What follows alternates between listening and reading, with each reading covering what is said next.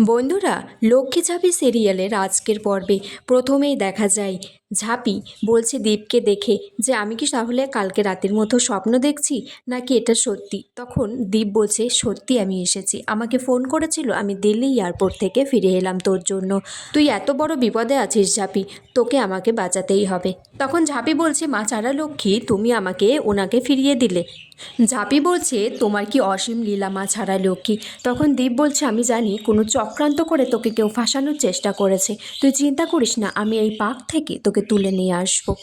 ঝাঁপি তখন দীপকে বলছে তুমি এবার বিশ্বাস করলে তো, মা ছাড়া লক্ষ্মী সবসময় আমাদের মাথার উপরে আছে। তখন পুলিশ এসেছে, এসে দীপকে বলছে আপনি শুনলাম লন্ডন চলে যাচ্ছেন, ফিরে এলেন যে। তখন দীপ চোখ মোটা মোটা করে বলছে হ্যাঁ এলাম, ঝাঁপিকে বাঁচাতে এলাম।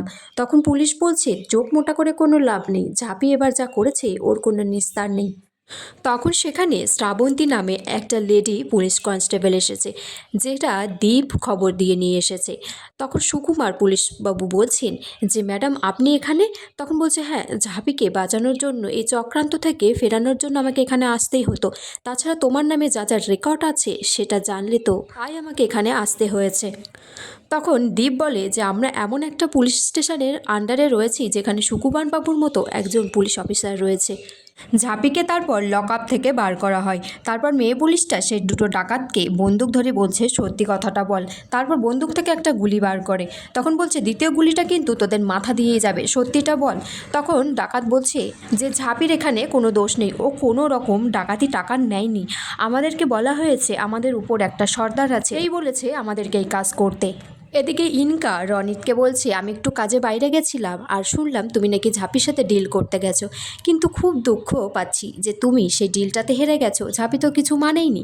তারপর রনিতের কাছে ফোন আসে, সে জানতে পারে যে দীপ আবার ফিরে এসেছে ঝাঁপিকে বাঁচানোর জন্য। এদিকে কোর্টে ঝাঁপির কেসটা উঠেছে, তখন ঝাঁপির যে লয়ার তিনি বলছে যে ইনি বর্ধমানে একজন নামি দামি মানুষ। ঝাঁপি সরকার এই ডাকাতগুলোকে আগে থেকে কখনোই চিনত না, সাধারণ মানুষ হিসেবে তারা টাকা রাখতে গেছিল আর উনি বিশ্বাস করে টাকাটা রেখে দিয়েছে। ঝাঁপি তখন মনে মনে বলছে দীপকে যে তুমি থাকলে আমার কোনো বিপর্যয় হয় না, আমরা একসাথে থাকলে কোনো বিপদ আমাদের কাছে আসে না, মা ছাড়া লক্ষ্মী আমাদেরকে রক্ষা করে।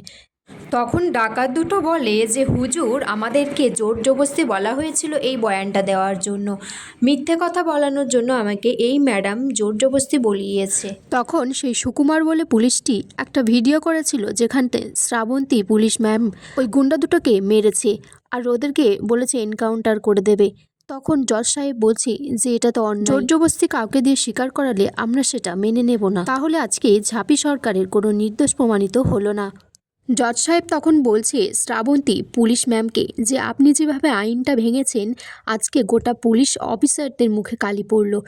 তখন ঝাঁপি বলছে মা ছাড়া লক্ষ্মী, তুমি একটা ভালো মানুষকে এইভাবে শাস্তি পেতে দিলে।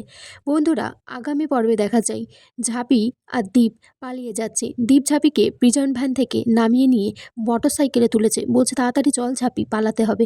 ঝাঁপি বলছে তুমি আমাকে ভ্যান থেকে নামিয়ে নিলে, তুমিও তো এবার দোষী হয়ে গেলে। আর এখানেই আজকের পর্ব শেষ হয়ে যায় বন্ধুরা।